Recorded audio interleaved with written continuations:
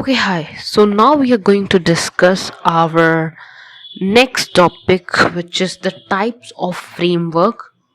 और उसका पहला जो कॉन्सेप्ट है वो ये है कि व्हाट इज फ्रेमवर्क. अब फ्रेमवर्क होता क्या है? So here you can see a skeleton. Have you ever thought, what if you didn't have ribs or eye sockets? क्या आपने कभी सोचा है कि अगर आपके रिब्स ना हो या आई सॉकेट्स ना हो तो क्या होगा? Human skeleton is the internal framework and you can imagine your body without a framework. तो ह्यूमन स्केलेटन जो है वो एक इंटरनल फ्रेमवर्क है और आप अपनी बॉडी को इमेजिन नहीं कर सकते फ्रेमवर्क के बिना, राइट? अगर आपकी बॉडी में ये स्केलेटन ना हो, बोन्स ना हो, तो क्या बॉडी आप इमेजिन कर सकते? क्या वो बॉडी रिजिड होगी? क्या वो एग्जिस्ट कर पाएगी with muscles and skin only? ना, नहीं. Similarly mister selenium requires a framework to. इसी तरह मिस्टर सेलेनियम को फ्रेमवर्क की जरूरत पड़ती है.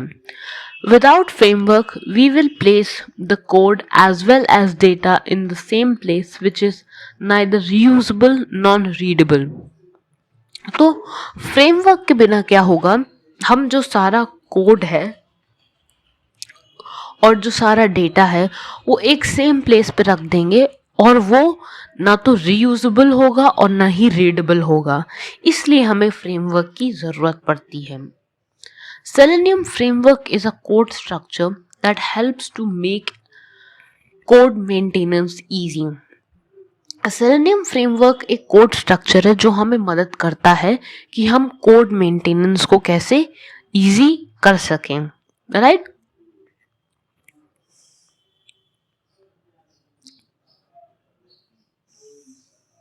अब using frameworks produce beneficial outcomes like increased code reusage, higher portability, reduced script maintenance cost, higher code readability, etc.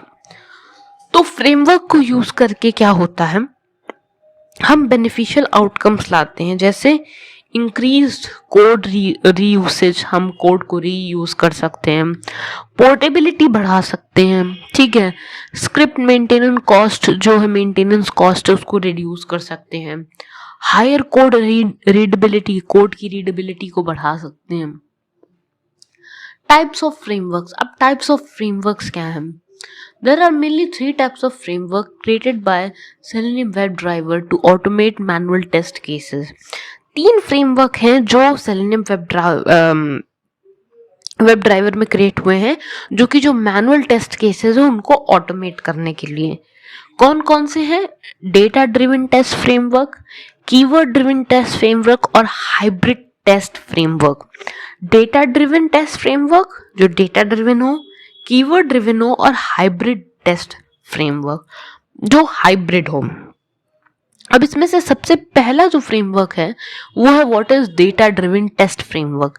Data driven test framework क्या है वो हम डिस्कस करते हैं. Data driven automated testing is a method in which test data is created in the Excel sheet, right? Data driven automated testing जो है वो एक मेथड है जिसमें हम जो डेटा सेट है उसको टेस्ट करते हैं और उससे हम एक्सेल शीट में उस डेटा को बनाते हैं, राइट? क्या करते हैं? डेटा ड्रिवन ऑटोमेटेड टेस्टिंग होती है जिसमें हम लोग डेटा सेट को एक्सेल शीट में बनाते हैं and then it is imported into automation testing tools to feed to the software under test. और उसके बाद उसे हम जो है ऑटोमेशन टेस्टिंग टूल्स में जो है इंपोर्ट कर देते हैं ताकि जो सॉफ्टवेयर है उसमें उसका टेस्ट हो सके. The Excel sheet store all the data. Excel sheet में सारा डेटा होता है.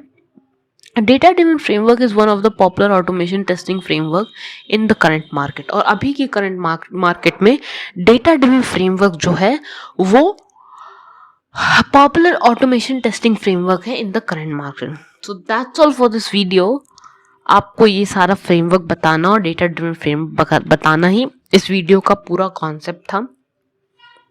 अब आगे आने वाली वीडियोस में हम और भी कई सारी बातें करेंगे और भी सारी चीज़ें डिस्कस करेंगे, फ्रेमवर्क डिस्कस करेंगे और अपनी सेलेनियम टेस्टिंग सीरीज़ को आगे बढ़ाएंगे। तब तक के लिए have a nice day, bye.